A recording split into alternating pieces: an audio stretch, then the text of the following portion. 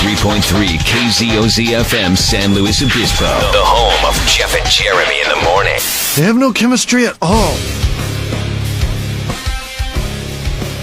The Mass of the Day brought to you by Peterson's U-Cart. They're in A-Town. Spring is here, so make sure you get up there to check out all their landscape supplies like garden soil. How about compost, walk-on bark, gravel, rock, boulders? California gold. A ton of it, man. It's the California Adelaide gold. boulders? You know what an Adelaide boulder is? It's probably from the Adelaide district It's of not. Paso Robles. That's what I thought, too. Oh. It's from, like, South Carolina or something like that. That's what I was thinking. I was thinking, what are they doing? Going up there, picking up rocks off the side of the road and selling them? That's a good plan, man. Go check out all their inventory, Augusta Road in A-Town, or look them up online. Go to PetersonTheLetterU.cart.com. How pathetic can some people be? I got this rich friend, right? Not like rich in life or rich in spirit. Money that matters. And he started this company called YouTube.com. You guys ever heard of that? Yeah, they're doing okay. And he sold to Google last year for $1.6 billion. Damn. I'm going to repeat that for the peasants. $1.6 billion. I hate them. We can't hang out anymore. We don't have anything in common. Like, we'll be at dinner, and we're eating, right? I'm just sitting there, and I'm getting more and more pissed off till I snap. I'm like, dude, are you going to pay for this or what? Buy me a castle. Dumbass of the Day. 93.3 KZOZ. Do you want to know what Google's return is on buying Google for $1.6 billion in 2006? That was recorded in 2007. Yeah. What is it? They have returned over 100 times their investment. It is now worth $170 billion. I watch it all the time. YouTube is worth $170 billion, sold for $1.6 billion, which seemed and how like much a did the big worth price go up tag. in the last 12 to 16 months? Because I guarantee with this pandemic, I got so tired of everything else. I just put it on YouTube stuff now, and it just goes on and on and on and on. Missing 411. Search it on there. I tell you, it's very interesting. You like Dateline and those kind of mystery things? How to repair a broken sprinkler head. Well, yeah, and then there's all the how-to stuff, too. So Google knocked it out of the park with that. They did not knock it out of the park, though, when they developed the Google Glasses. You remember the Google Glasses? It was going to be I don't know if I do. It was the glasses in which it projected your images. So basically, kind of like your smartphone would be in the glasses, and you sit there and you tap on the glasses for whatever it is that you're trying to do, right? Okay. They gave up on it about 5 years ago. They're like, nobody's going to wear this stupid thing. Well, no, Facebook's like, well, let's scoop in. Let me do this. They're still trying to perfect the product. The whole idea is to wear a pair of glasses that would do everything you would normally see or do on your smartphone, right? Okay. So that way you don't have to worry about carrying something. Okay, I guess that makes sense. Seems a little weird. Why reach into your pocket and grab your phone to check something when that information could be right in front of your eyeballs? My thing is, are you going to think about something and then it would just come up on the... No, I don't think it works like that, but there's no way to connect it to your brain. But if there is that voice technology there... You probably just voice it and you it could just happens. say, Hey, Google. Google Glasses, tell me how to fix a sprinkler head. What's YouTube's worth? I found this on YouTube about how to fix a sprinkler head. So then you're going to have idiots wearing these glasses, driving around in their cars. And there's speakers in the glasses? Learning how to fix a sprinkler head on their... Or maybe it's a Bluetooth earpiece you wear. It's kind of interesting. I don't know if I like this glasses idea, though, because then it's kind of in your way, and I don't know. Well, and there should be a level of dork. We did not, when the nerds took over... I don't know, back in 2005 or so, and everybody saw that there was big money in being a nerd. When the nerds took over, they didn't create a line in the sand. They did not say, okay, we can take it to this level and stop before it starts being intrusive. Now we're seeing with these things with Facebook and Google and Twitter, they're getting, investigations from the government saying what kind of information are you stealing from the people that sign up on your platforms and all that stuff. None of those lines were drawn. If they would have just drawn some lines, and maybe that line is like the glasses, okay? Like, just draw the line at the smartphone, okay? Do we have to go full on dork? What's next? Like, after the glasses, what would be next? You know, would it be chip inside your brain that you talk to, and you're like, hey, tell me about this, and you don't even have it, just automatically works inside of your brain waves. And I'm sure somebody's developing out there, because there has not been a line in the sand that has been drawn. That's a long ways away, but it's probably not. Probably within our lifetime, they'll be trying to insert chips in our brains or through needles. Just saying. You know how hard it is to tell a kid that you're not getting a phone until you're 16? Best case scenario, when all their friends are starting to get phones. I don't have any kids, but I know you do. Is this a regular conversation at your house? Yes. And how do you get away? I mean, how do you get around it? Like, you don't need it. Well, so-and-so and so-and-so has it. Really? At 8? What the hell for? Who are they calling? What are they looking up? I guess you could say, what would you rather have than that? Nothing, I just want that. Yeah. No, it's that. It's always definitely a trap. that. I mean, we tried to buckle a little bit, and we thought the trend would go away. We're like, oh yeah. We bought my daughter an Alexa, okay, for Christmas, and we thought she's going to lose interest in this within 2 days. But it was a $20 gift, something that we could shove into a stocking and call it a day, right? That's all Alexas are. It's $20. Yeah. She's all about it. Locks herself up in her room, listens to songs, asks to say knock-knock jokes for her so she could steal the knock-knock jokes from Amazon and use them as her own. Do you think she would play with her brother more? No, she locks him out. No, I'm saying, do you think she would play with her brother more if she didn't have an Alexa? Yes. But they play enough. She needs her Alexa time.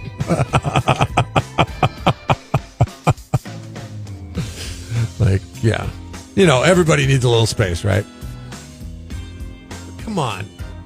Facebook, just stop on the glasses product. I mean, Google is worth way more than you are. They couldn't get it done. Just, can you give us a nerd break for a minute, please? I love coming down on Facebook. And this may have been a stretch of a dumbass of the day. But the fact that you're still trying to perfect the product that Google ditched makes you Jeff and Jeremy. Dumbass of the day. 93.3 KZOZ. Don't be a dummy when it comes to your landscape supplies. Go to Peterson U-Cart on Gusta Road, just north of Quickie Car Wash in Atascadero. We love U-Cart. You stay. Who does most of the grocery shopping in your house? Do you still do it? No, she's doing it lately. But that's because of our work schedule. 51% of grocery shoppers are men. That means more than women. I never do. I mean, I will go to the store and pick up something to cook that night or pick up something for a meal. But to do the weekly shopping, absolutely. It's the one thing I probably hate more than anything else is doing the weekly. I don't want to go to the store. This is how it should be approached in every household. Okay? It should not be a gender line drawing it. No. It should be whoever is more frugal. And that would be, when it comes to this, my wife. Because I'll go to a store for convenience. You and my wife are the same person when it comes to shopping. Yeah. Like, my wife will go to the most convenient store, say, oh, we need this, and grab it without even looking at the price tag and throw it in the cart. And I'm like, how much did you pay for this? Because it's like, such and such at this place. Yeah. Why didn't you go to this place? My wife will go to Trader Joe's. That's her favorite. But they don't have everything I need. No, and then she'll come to Smart and Final because there's some really good deals there and some things I like. She'll also go to Vaughn's and sometimes California Fresh. Now, see, for me, I just go to California Fresh. But we all know that California Fresh is a great store. But the problem is with California Fresh, it's a smaller store. They have to charge a little bit more. To me, it's worth it. But if I did that every and they carry some things. There's 1, 2, 3, 4 different stores she'll go to. And she'll be gone for 2, 3 hours. The great thing about California Fresh is it's hyper local, so you can get the things that are, it's in the name, California Fresh, right? And there's some things that they do really well. Like their meat department is fantastic. and I'll just go there and pick up meat. And you can find deals. You can find deals if you're hitting it at the right time. And then that's the thing. But I like to strategize. Every store has their own best deals, right? I mean, every store is known for something. And there's two. I can't go to multiple stores. That's just crazy. There's two lines of thought in this, and I'm kind of starting to see my wife's view on this, and she's like, well, if we need something, we need it. How much different is the price really? And I mean, if it's a difference of, a few cents, then it's not that big of a deal. If it's a difference of dollars, who breaks it down like that? But if it's a difference of dollars, then it is a big deal. But then if you're driving 6 different places, especially now under the new gas prices that we've inherited since the beginning of the year, is it really saving money if you're driving to 3 different places to buy your stuff because they have a better price on eggs here, they have a better price on cheese here? If the best deal on gas is 10 miles away and you have to drive 10 miles out of your way to get the gas, are you really saving? Why don't you just get it and pay a little bit more at the gas station that's close to you? I get what you're saying. It's funny because I was looking at this story. This is the UK is actually the Daily Mail is who did this study. But they actually talked to people in U.S. households.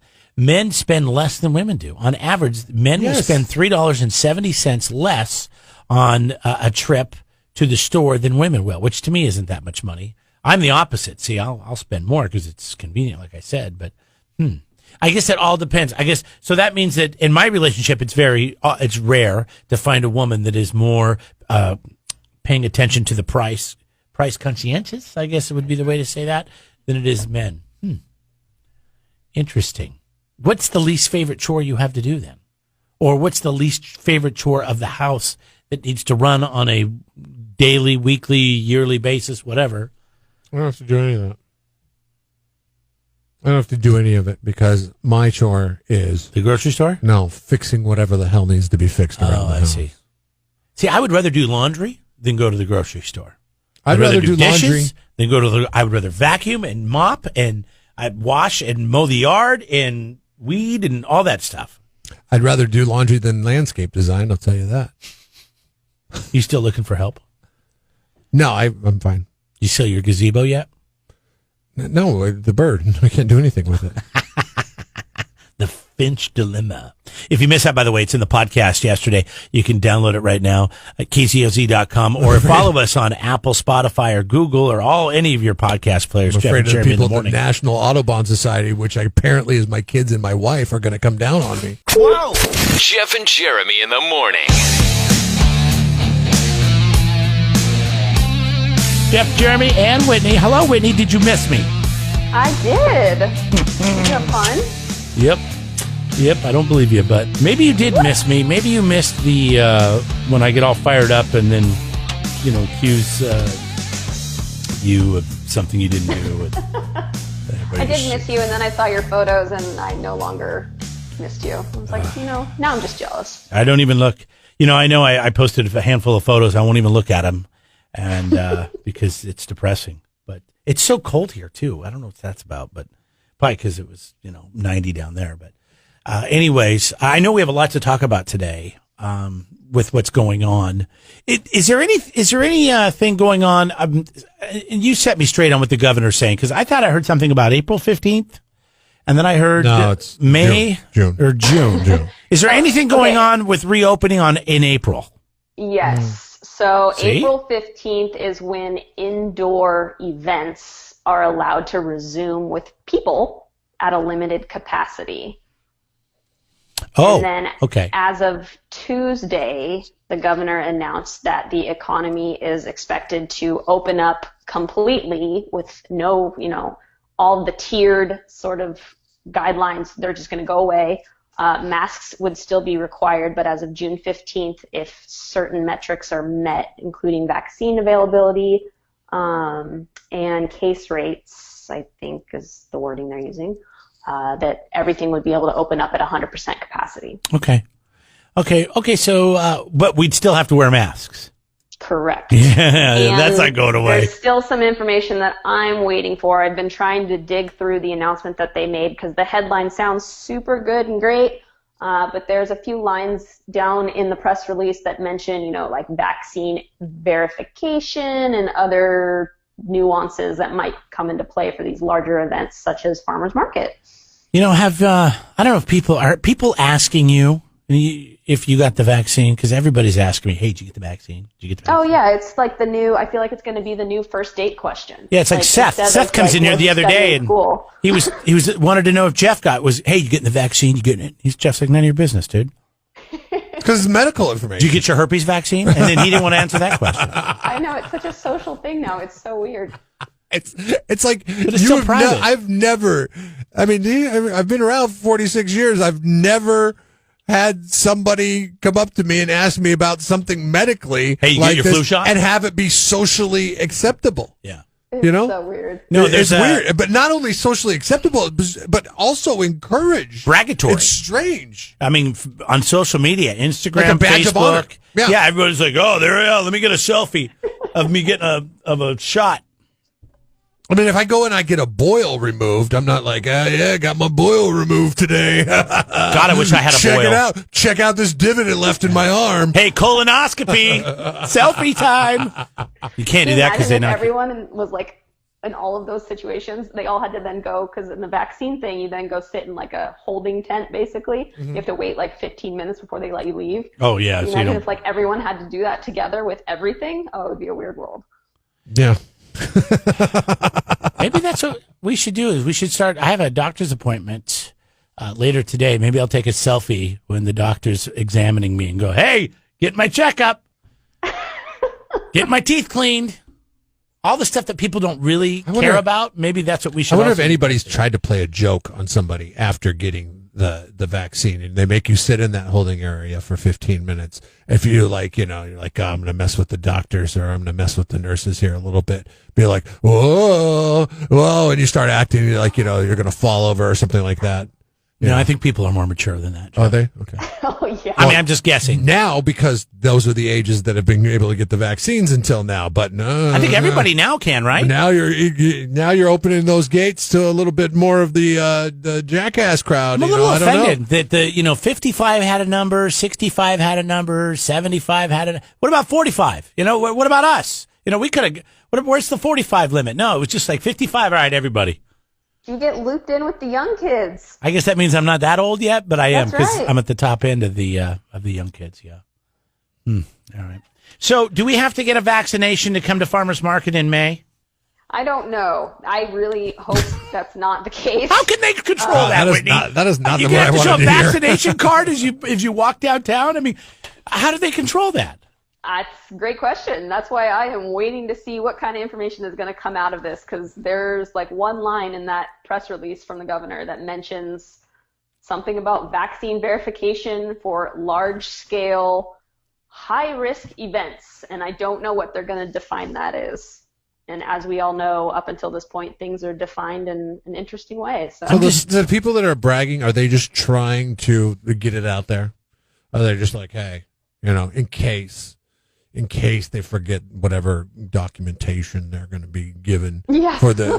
They're like, let me show you my Instagram. Hold on. Let me show you my Instagram. Yeah, exactly. I don't have a card, but here, and then they're on their phone and they're scrolling back. It's not bad. To March, and they're like, oh, see right here, March. I was in a tent with a needle in my arm. See right there. They're getting out in front of it. That's all they're doing. Oh gosh. All right, when we come back, we're going to be talking about, we'll talk a little bit more about Farmers Market, opening downtown, and concerts in the plaza.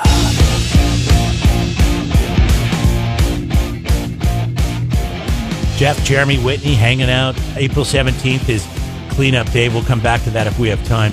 Let's talk about what's going on with Farmers Market. So May 6th, and I know this is not complete news that you guys are bringing it back. It's been all over the TV, and you were on with Jeff last week.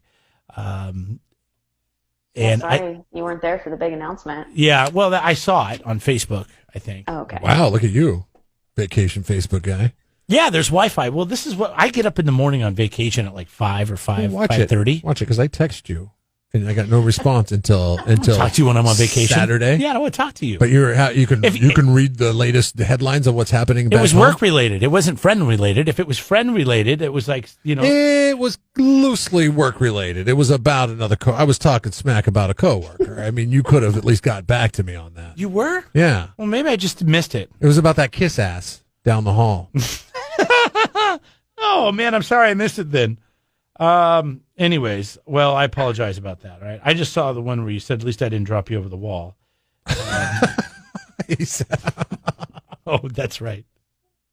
I don't know. Is that insensitive? I think that's kind of insensitive. Yeah, well, he texted me, and he said, "Hey, I've been cleared to come back home, so I'll be there on Monday morning." And I was like, "Oh, cool. At least they didn't drop you over the wall." Because the kids got dropped over the wall. Yeah, you got dropped over the wall. So yeah, I saw the one about the kiss ass. I think that is. I don't agree with what you said there. That's why I didn't reply to it. But anyways, what was I saying? Oh, I get up early. You weren't here. You didn't before see everybody. the kiss ass at work. Everybody gets up, and I like to watch the sunrise and have coffee out on the balcony deck, whatever you call it. And I would look at Facebook, and I would see that look at Whitney. I'm imagining you were on TV and everything. Did they come interview you? Were you, Dave Hovde show up? What happened? Yeah, to ask if no, Dave Hovde was not there. They did interview my boss, Bettina. Whoa, wait a second. You didn't get the spotlight? You're the director.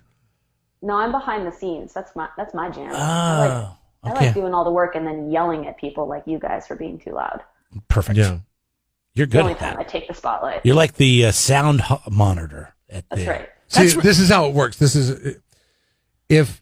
See, here's the deal. Her boss, Bettina, talks to other radio stations in our building. She won't talk to us. Right. They give us Sometimes the she sound does. monitor. Sometimes. And then she tells us she's the boss, but she's really not. She's the sound monitor. But it's nice because if there's ever like an issue at farmers market that involves some kind of regulation, i.e., towing a car. She tried to do that to me too. Yeah. Yeah, I did. And she tried to silence He us still too. talk to me. We have her to talk to. It's kind of like She's like cancel culture for the market. She comes in, she tells you to quiet down. She tows your car. We've come such a long way. No, Is that too far? Yes. I'm kidding. I don't wanna I'm be just associated kidding. with that. That's terrible. I'm trying to label you, but it's not working. but no, she's like Kamala.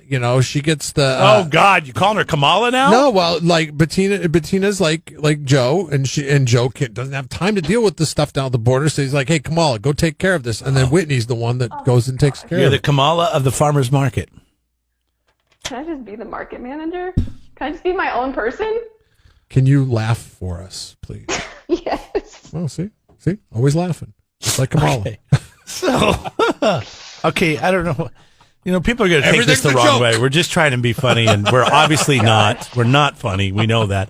Rocket Fizz is open. I saw it on the news. Oh yeah, I have so many questions about this. Okay, I do too. okay, because the day that they were taking I dropped the kids off at school, and I'm driving by, and they're walking everything out of the store, and I'm like, oh well, it looks like that place is going to close, and then all of a sudden I noticed the other day that everything's back in the store. What went down there? Yeah, so the former owner closed it, and I think they were trying to sell it. Didn't work out, so then they pieced out. We actually got some of their stuff. We have the most random items in our office, like a Santa Claus, a suit of armor, some Halloween stuff. Who got Mike Wazowski? Oh no, I didn't get Mike Wazowski. I know Mike Wazowski was the best. Like my kids actually were really sad that Rocket Fizz was closed because they couldn't go in and see Sully and Mike anymore. Yeah, so basically, I don't know what happened in between, but it is now reopened in the same spot, but under new ownership. And the new owner, I think he owns 10 other Rocket Fizzes across the nation. Oh, nice. Yeah. And nothing to take away from Rocket Fizz, but it made me think about candy. I walked into my local Rite Aid the other day to pick up some cream. And I noticed they had 5 shopping carts full of Easter candy, and it said 50% off. Yeah. Did you know that was going on all over the Central Coast? It goes on every time, after every holiday. Valentine's Day, you could have Don't get your candy until after Easter. You get it half off. God, are you just now finding this out? Yeah, I don't have You're kids. 45 years of age. I don't have kids. I don't shop for sakes. candy. You know that everything that's seasonal. I don't even like candy, and I wanted to buy for some. sale. Wait, hold on. So you've never tried to buy half off Valentine's Day candy for your wife and try to pitch it as like a money saving tactic? Yeah. How would you do that? It would be after the 14th. Like, I mean, how would you fiscally do that? responsible. That's how you do it. Past you. Oh, really? You think I'm a slime ball? This is because of the cancel culture comment, isn't it? Wine. I deserve it. That's fine. I just, people are going to get the wrong idea about me. So Rocket Fizz is open under new ownership, but it's established ownership and ownership that has Rocket Fizz dialed in because they have 10 other stores. Yeah. So it's the same setup, same offerings. It's the same franchise. It's just a different owner. Which they were always really popular during Farmers Market, and it's I think like their number one sellers was like they have like those fancy sodas. You ever had like tons of them. I always thought those candy stores, I was like, gosh, that's got to be a risky business because think of all the little hands going in there putting candy in their pockets and walking out. Right. Yeah, that's a good question. The loss. What is the loss? All right, and then April 17th is Downtown Cleanup Day.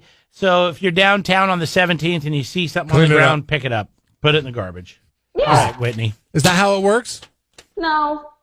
We would like you to sign up and help us on April 17th. That's too much So if commitment. you're interested in volunteering and hanging out with me, because everyone loves me. Is that a weekend day? Oh, by the way, Mike wants to meet you. He's about a 65-year-old guy in Santa Maria. He lives with his dog, and he really thinks you're attractive sounding, and he wants to meet you. There's actually a lot of people that say nice things about you. We never tell you that, but on the text line, people will write in and we only tell you about the ones that are just going to make you lose sleep at night. Right? Yeah. Thank you. You want to keep me humble here. Yeah. He is mesmerized by your voice, so he's probably bashful and turning doing audiobooks or something. Yeah. All right. Well, anything else before we go? No, just glad to have you back. This has been a very enlightening conversation. Hey, it goes a lot of different directions. Now we know a lot about each other. Including the fact that you think I'm some kind of slick cheeseball escape Valentine's Day artist, which is not true. Hey, I get you. I convinced my wife a long time ago this was a made-up holiday, and so we don't do anything. No, he doesn't do anything at all. He's worse. He's worse than you think. I duped her into being convinced it's fake. It's a fake holiday. Took it one step further. Hashtag fake holiday. All right, see you, Whitney. See ya.